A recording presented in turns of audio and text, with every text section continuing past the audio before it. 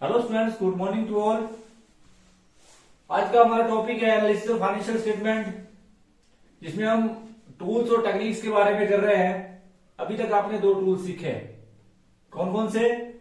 जिसमें आपने सीखा कंपैरेटिव फाइनेंशियल स्टेटमेंट और कॉमन साइज फाइनेंशियल स्टेटमेंट। वित्तीय विवरणों का विश्लेषण करने की कुछ टेक्निक्स हैं, टूल्स हैं, जिसमें सबसे पहले आप सभी ने कंपैरेटिव फाइनेंशियल स्टेटमेंट के बारे में पढ़ा, फिर comparative common size financial statement के बारे में पढ़ा। आज हम पढ़ेंगे फिर उसके बाद ट्रेंड एनालिसिस टेक्निक के बारे में पढ़ा, और आज हम पढ़ेंगे रेशियो एनालिसिस टेक्निक।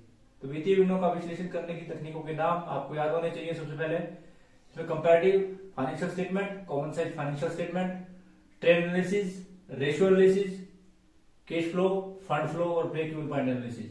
तो ये वित्तीय विवरणों का विश्लेषण करने की तकनीकों के नाम है, जिसमें आज हम करेंगे accounting ratio. What do mean by accounting ratio? For examination purpose this chapter is very important chapter. ध्यान रखें कि पिछले जो आपके 5 चैप्टर थे, 4 चैप्टर थे, उन 4 चैप्टरों में आपको थियोरेटिकल पोर्शन ज्यादा आएगा। आज हम जिस चैप्टर की बात कर रहे हैं अकाउंटिंग रेशियो, यहाँ से प्रैक्टिकल भी आपको आएगा और आपको साथ साथ में थियोरेटिकल पोर्शन भी आएगा। अर्थात अगर दूसरे शब्दों में आप बात करें कि इस बुक से जो सबसे ज्यादा नंबर का जो क्वेश्चन आते हैं वो इसी चैप्टर से आते हैं, जिसमें आपको फार्मूला बेस्ड है सारे, और सारे फार्मूले के रेशियो के फार्मूले आपको आते हैं, तो क्वेश्चन को करने में कोई प्रॉब्लम नहीं है। इसलिए थ्योरेटिकल पोर्शन को आप बड़े ध्यान से समझें। तो what do mean by accounting ratio? Accounting ratio is also called financial ratio. What do mean by accounting ratio? The arithmetic relation between two accounting figure is called accounting ratio. Ratio is the relationship between to items. That means कि अगर आप दो जो संख्याएं आपके पास दी है उनके बीच में अगर आप अर्थमेटिक रिलेशन स्थापित करते हैं और जिसके आधार पर आप वित्तीय विवरणों का विश्लेषण करते हैं, an arithmetic relationship between two accounting variables is called accounting ratio, जिसके अंदर हम वित्तीय विवरणों का विश्लेषण करते हैं। विश्लेषण करने का मेन मोटिव ये होता है, you want to know the weak and strength of the business. ये आप जो है व्यवसाय की वीक और स्ट्रेंथ को जानना चाहते हैं, और as compare to other business आप तरक्की करना चाहते हैं, प्रोग्रेसिव स्टेज की ओर जाना चाहते हैं, आप बिजनेस की ओवरऑल एफिशिएंसी को जानना चाहते हैं, आप बिजनेस की प्रॉफिटेबिलिटी कंडीशन को जानना चाहते हैं, आप बिजनेस की सॉल्वेंसी पोजीशन को जानना चाहते हैं। तो ये सारे कार्य करते हैं आप, जिसके कारण जो है आप ये रेशियो एनालिसिस टेक्निक को अपनाते हैं।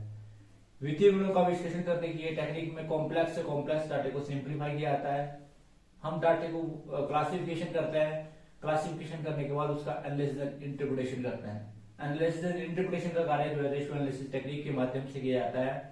इस रेशियो के द्वारा हम क्या करते हैं कि कॉम्प्लेक्स से कॉम्प्लेक्स, बड़े से बड़े डाटे को हम कुछ विधियों के द्वारा उसको सिंप्लीफाई करते हैं, जिसके लिए हम कुछ मेथड्स अडॉप्ट करते हैं। तो what are the methods you will adopt? उसके बाद, क्योंकि मीनिंग के बाद अब मेथड्स की बात करते हैं कि कौन कौन से मेथड आप अडॉप्ट करते हैं, जिसमें सबसे पहला मेथड है percentage method. What do mean by percentage method? Very simple. Percentage method के अंदर क्या करते हैं, एक संख्या को दूसरी संख्या से भाग किया जाता है, और ये ज्ञात किया जाता है कि एक संख्या दूसरी संख्या की कितनी है, तो जिसके द्वारा हम क्या करते हैं, परसेंटेज मेथड का यूज करते हैं। दैट मीन्स कि one number is divided by another number and that is multiplied by 100 and the answer always in percentage। तो इसमें क्या किया जाता है कि आंसर जो है हमेशा परसेंटेज में आएगा। कि जैसे फॉर एग्जांपल कि आप नेट प्रॉफिट रेशियो निकालना चाहते हैं, प्रॉफिटेबिलिटी रेशियो के जितने भी रेशियो है वो परसेंटेज मेथड से कैलकुलेट किए जाते हैं। जैसे for example net profit ratio, तो नेट प्रॉफिट रेशियो का फार्मूला जो होता है वो होता है net profit divide by net cell multiply by 100। मान लो फॉर एग्जांपल आपको नेट प्रॉफिट हुआ बिजनेस के अंदर 50,000, आपको 50,000 प्रॉफिट हुआ और आपकी सेल है 5 लाख। इसका मतलब है कि अगर आपने इसको परसेंटेज में निकालना है तो आपको 100 से मल्टीप्लाई करना पड़ेगा। इसका मतलब है आपका नेट प्रॉफिट जो है वो आया 10%। कितना है जी? 10%। तो इस प्रकार से जो है ये आपने 10% जो है इस प्रकार से कैलकुलेट किया जाएगा। कैलकुलेट करने का तरीका मैंने जैसे आपको बताया कि एक संख्या को दूसरी संख्या से भाग किया जाता है। इसमें आपको सबसे पहले क्या होना चाहिए, फार्मूला पता होना चाहिए कि किसको किससे डिवाइड करना है।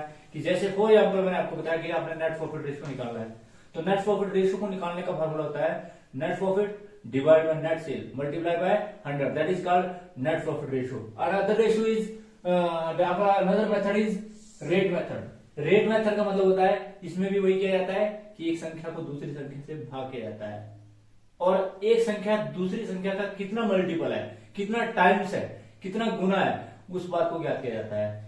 ये रेशियो जनरली जितने भी सोलवेंसी रेशियो है उसके लिए यूज किया जाता है। जैसे डेटर टर्नओवर रेशियो, जितने भी टर्नओवर के रेशो है, जितने भी टर्नओवर के ratio in place of solvency, मतलब सॉल्वेंसी के लिए नहीं बल्कि टर्नओवर रेशो के लिए इसका प्रयोग किया जाता है। टर्नओवर, परफॉर्मेंस और एक्टिविटी के लिए इसका प्रयोग किया जाता है। टर्नओवर रेशो का मतलब होता है कि आप ये जानना चाहते हैं कि एक संख्या दूसरी संख्या की कितनी गुना है। आप इस बात को ज्ञात करने के लिए इस प्रकार के रेशो का प्रयोग करते हैं, जैसे debtor turnover ratio, credit turnover ratio, stock turnover ratio, working capital turnover ratio, fixed asset turnover ratio, current asset turnover ratio. तो जितने भी टर्नओवर के रेशो है वो रेशो जो है इसके माध्यम से ज्ञात किया जाता है। बात आती है कि इस विधि का प्रयोग कैसे किया जाता है, how to utilise this method. तो इसके अंदर क्या करते हैं हम कि हम एक संख्या को दूसरी संख्या से भाग करते हैं और ये ज्ञात करते हैं कि एक संख्या दूसरी संख्या का कितना गुना है। ये जितना अधिक आता है उतना व्यवसाय के लिए अच्छा माना जाता है। परसेंटेज मेथड में और रेट मेथड के अंदर higher is the ratio but is the result, ये कहा जाता है। तो अब बात आती है कि रेट मेथड में किस प्रकार से आप कैलकुलेट करते हैं। हमारे पास क्या है कि एक संख्या, जैसे हमने डेटा टर्नओवर रेशियो निकालना है, तो डेटा टर्नओवर रेशियो को निकालने का फॉर्मूला होता है net credit sale divide by average debtor. कि मान लो फॉर एग्जांपल आपके पास नेट क्रेडिट सेल दिए है 2 लाख और आपके पास एवरेज डेटर दिए हैं। एवरेज डेटर कैसे निकालते हैं वो आपको बाद में बताया जाएगा। ये मान लो आपके पास दिए 20 लाख, तो 20 लाख मान लो आपके पास एवरेज डेटर जो दिए हैं वो 10 लाख दिए हैं। तो इसका मतलब है कि ये कितनी आएगी 2 टाइम्स, कितनी आएगी 2 टाइम्स। तो इसका मतलब है कि इसका आंसर जो हमेशा आएगा वो टाइम्स में आएगा, ध्यान रखना इस बात का। तो इसमें भी क्या करते हैं कि एक संख्या को दूसरी संख्या से भाग किया जाता है और क्या किया जाता है 100 से मल्टीप्लाई नहीं किया जाता बल्कि एक संख्या, जैसे इसका मतलब है कि डेटर की दुगनी जो है वो सेल है। यहाँ एक क्लियर इंडिकेशन है, इस बात से आपको पता लगा कि डेटर जो है सेल जो है वो 2 टाइम्स है एज कम्पेयर टू डेटर। तो इस प्रकार से इस रेशियो का प्रयोग करते हैं। उसके बाद अगला जो मेथड है वो है जी आपका प्रोपोर्शनेट मेथड। प्रोपोर्शनेट मेथड में भी हम क्या करते हैं कि एक संख्या को दूसरी संख्या से भाग किया जाता है और एक संख्या दूसरी संख्या का कितना रेशो है, कितना प्रोपोर्शनेट है, कितना अनुपात है, इस बात को क्या किया जाता है। जैसे current ratio, data turnover ratio, quick ratio, total asset to डेब्ट रेशो, इस प्रकार के या प्रोप्राइटरी रेशो, इस प्रकार के रेशो के लिए इसका प्रयोग किया जाता है। इस रेशो में हम क्या करते हैं कि जैसे हमारे पास यहाँ पर करंट रेशो है, करंट रेशो में हम क्या करते हैं फार्मूला लगाते हैं current asset upon current liability. तो करंट एसेट मान लो फॉर एग्जांपल आपके पास 5 लाख दिए हुए और करंट लायबिलिटी आपके पास 2.5 लाख दी हुई है।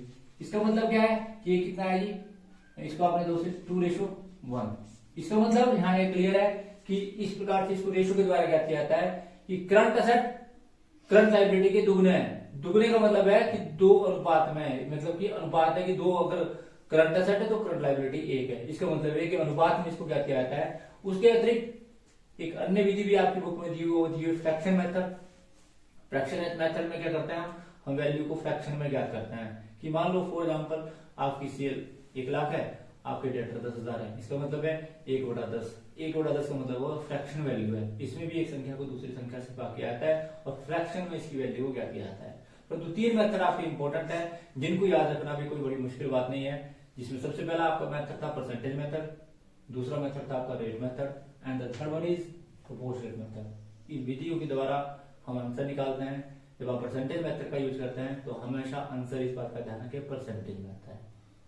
इस बात पर स्ट्रेस क्यों दिया जा रहा है कि आप बोल रहे हैं कि परसेंटेज मेथड, इस बात का इसलिए स्ट्रेस दिया जा रहा है क्योंकि जो चीज आपसे पूछी है उसका आंसर हमेशा उसमें होना चाहिए। जैसे फॉर एग्जांपल हम जब भी कोई आंसर निकालते हैं तो हम रुपीज में निकालते हैं, तो इसका मतलब रुपीज शब्द का प्रयोग करना अनिवार्य है। इसी प्रकार से जब आप परसेंटेज मेथड का यूज करेंगे तो उसमें वैल्यू के साथ परसेंटेज शब्द का प्रयोग करना अनिवार्य है। इसी प्रकार से जब आप रेट मेथड का प्रयोग करेंगे तो आप टाइम्स शब्द का यूज करेंगे और अगर आप प्रोपोर्शनेट में निकालते हैं तो इस प्रकार से बीच में प्रोपोर्शनेट रेशो लगाना जो है वो जरूरी है।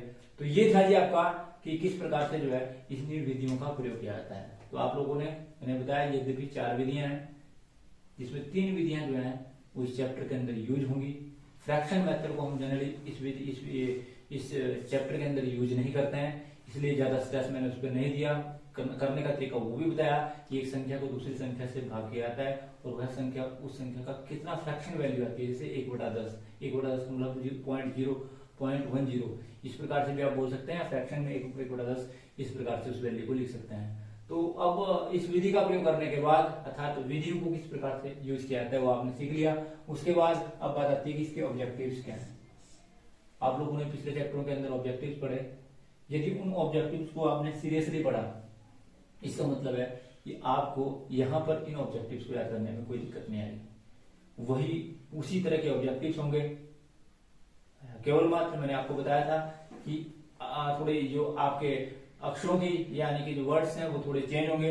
इसी प्रकार से इसके सिग्निफिकेंस भी आएंगे या पार्टी यूजेस भी वही आएंगी, लिमिटेशंस भी लगभग वही आएंगी, और उसके बाद इसके रेशो को किस प्रकार से रेशो में टाइप किया जाता है, ऑटोमेटिक आएगा, वो भी आप देखेंगे। तो हम बात करते हैं पहले ऑब्जेक्टिव्स ऑफ रेशो एनालिसिस कि वित्तीय गुणों का विश्लेषण करने के ऑब्जेक्टिव्स क्या हैं, रेशो एनालिसिस टेक्निक्स के ऑब्जेक्टिव्स क्या हैं। तो जिसमें सबसे पहले हम क्या करेंगे कि measuring the profitability. Each and everybody know if you want to measure the profitability condition of the business, the main motive of any business organizations to earn more or more profit। आप सभी जानते हैं कि प्रत्येक व्यवसाय का मुख्य उद्देश्य अधिक से अधिक लाभ कमाना है। लाभ आप कैसे कमा सकते हैं, that is depend upon the profitability condition of the business, क्योंकि और ईच एंड एवरीबॉडी नो कि more profit indicate that the progress of the business, या आपकी बिजनेस की प्रोग्रेस कैसी है वो प्रॉफिटेबिलिटी कंडीशन पर निर्भर करती है। व्यवसाय की प्रॉफिटेबिलिटी कंडीशन को ज्ञात करने के लिए रेशो एनालिसिस टेक्निक के अंदर हम कुछ रेशो का प्रयोग करते हैं, जिसमें gross profit ratio, net profit ratio, operating ratio, इसी प्रकार से कुछ अन्य रेशो का प्रयोग करेंगे। एग्जाम्पल के तौर पर आपको बताया भी इस प्रकार से व्यवसाय की प्रॉफिटेबिलिटी को मेजर किया जाता है with the help of profitability ratio. And the second one is to determining the operational efficiency of the business. Each and everybody know व्यवसाय का संचालन और उसकी संचालन क्षमता को ज्ञात करना, ये व्यवसाय का एक मोटिव होता है, क्योंकि ऑब्जेक्टिव होता है और इसी ऑब्जेक्टिव्स को लेकर जो है बिजनेस चलाया जाता है। तो अगर आपने बिजनेस की ऑपरेशनल एफिशिएंसी को जानना है तो इसके लिए भी जो है आप रेशियो एनालिसिस टेक्निक का प्रयोग करते हैं, और जिससे आप व्यवसाय की ऑपरेशनल एफिशिएंसी का ज्ञात करते हैं। उसके बाद सॉल्वेंसी और financial position of the business. You want to know the solvency position of the business. Solvency means शोधन क्षमता। आप ईच एंड एवरीबॉडी नो कि आपकी व्यवसाय की जो सोलवेंसी है, हम ये जानना चाहते हैं जो शॉर्ट टर्म सोलवेंसी रेशियो है या लॉन्ग टर्म सोलवेंसी रेशियो है, उससे हम क्या करते हैं, क्योंकि सोलवेंसी हमारे पास दो प्रकार से ज्ञात की जाती है, एक शॉर्ट टर्म और एक लॉन्ग टर्म। कैसे टेक्निक अपनाएंगे वो भी आपको बताया जाएगा इसके द्वारा कि क्या हमारे करंट असेट हमारी करंट लायबिलिटी का भुगतान करने में समर्थ है। तो इस प्रकार से हम शॉर्ट टर्म सोल्वेंसी जानते हैं। अगर हमने दीर्घकालीन वित्तीय स्थिति को जानना है तो जिसके लिए हम फाइनेंशियल पोजीशन, जिसको आप बोल सकते हैं लॉन्ग टर्म सोल्वेंसी पोजीशन, कि अगर आपने लॉन्ग टर्म फाइनेंशियल पोजीशन को जानना है तो क्या हमारे पास ये भी सर्वविदित सत्य है कि जितने भी व्यवसाय में हमारे दायित्व होते हैं, लॉन्ग टर्म लायबिलिटी है, उनका भुगतान करने की क्षमता बिजनेस में होनी चाहिए। हमारे पास इतना फंड होना चाहिए कि हम अपने लॉन्ग टर्म लायबिलिटीज का भुगतान जो कर सकें। इसलिए हम व्यवसाय की फाइनेंशियल पोजीशन को जानना चाहते हैं। जितने भी जो भी यूजर्स होते हैं वो समय पर अपना पैसा वापस चाहते हैं, चाहे वो आपका लैंडर्स है, चाहे क्रेडिटर्स है, चाहे फाइनेंशियल इंस्टीट्यूशन है, कोई भी जो आपको पैसा देता है वो समय पर आपसे पैसा वापस चाहता है। तो जिसके लिए हम क्या करते हैं कि हम व्यवसाय की फाइनेंशियल पोजीशन को ज्ञात करते हैं। रेशियो एनालिसिस टेक्निक के द्वारा व्यवसाय की शॉर्ट टर्म और लॉन्ग टर्म फाइनेंशियल पोजीशन को ज्ञात किया जाता है, जिसके द्वारा हम ये ज्ञात करते हैं कि व्यवसाय की फाइनेंशियल पोजीशन कैसी है। तो उसके बाद अगला ऑब्जेक्टिव है comparative analysis. Each and everybody know जितनी भी टेक्निक्स थी उनके अंदर हमने कंपैरेटिव एनालिसिस की। रेशियो एनालिसिस टेक्निक के द्वारा भी अपनी फर्म की दूसरी फर्म के साथ, अपनी फर्म की अपनी फर्म के साथ हम कंपैरिजन करते हैं, और जिसके आधार पर हम वित्तीय विवरणों का विश्लेषण करते हैं और ये कंपेयर करते हैं कि as compare to other firm हमारे पोजीशन क्या है। कंपैरेटिव एनालिसिस टेक्निक के द्वारा भी जो है हम इसका विश्लेषण करते हैं। उसके बाद ओवरऑल एफिशिएंसी। आप सभी जानते हैं कि ओवरऑल एफिशिएंसी का मतलब होता है चाहे आपकी दीर्घकालीन क्षमता है, पेइंग कैपेसिटी है, या आपकी अल्पकालीन पेइंग कैपेसिटी है, शॉर्ट टर्म चाहे लॉन्ग टर्म हो, उस बात को जानने के लिए या ओवरऑल प्रॉफिटेबिलिटी को जानने के लिए, ये सारी चीजें जानने के बाद हमें व्यवसाय की ओवरऑल एफिशिएंसी का पता लग जाता है, और इसके लिए हम रेशियो एनालिसिस टेक्निक को प्रयोग करते हैं। उसके बाद budgeting and forecasting. Each and everybody know you have to budget or you have to pre-forecasting about the future. With the help of ratio analysis techniques, you have to maintain a budget and you have to आप लोगों को इस बात का भी पता लग जाता है कि हमारे एक्चुअल बजट क्या है और हमारे जो फ्री फोरकास्टिंग है उसके बारे में क्या सिचुएशन हमारी होगी, वो रेशियो एनालिसिस टेक्निक के द्वारा जो है इस बात को भी अपनाया जाता है। उसके बाद simplifying accounting figure, accounting figures को, कॉम्प्लेक्स से कॉम्प्लेक्स डाटे को सिंप्लीफाई करना, बड़े से बड़ी रकमों को छोटे से छोटे रूप में दिखाना, ताकि प्रत्येक प्रयोगकर्ता जो एक साधारण बुद्धि वाला व्यक्ति भी है वो भी उसको आसानी से समझ सके। ये जो है इसके अंदर टेक्निक्स अपनाई जाती है। तो ये थे जी इसके ऑब्जेक्टिव्स की, what are the objective of analysis of ratio analysis techniques. और इस वीडियो के अंदर आपने पढ़ा इसका मीनिंग्स क्या है, या रेशियो एनालिसिस टेक्निक्स को क्यों अडॉप्ट किया जाता है, analysis and interpretation of business किस प्रकार से बिजनेस के अंदर किया जाता है, और बिजनेस के एक्चुअल रिजल्ट का हम किस प्रकार से उसकी तुलना करते हैं। उसके बाद आपने इसके मेथड्स पढ़े और उसके बाद आपने इसके ऑब्जेक्टिव्स पढ़े। तो thanks for watching the video. Please like, subscribe and comment on my channel. Thank you.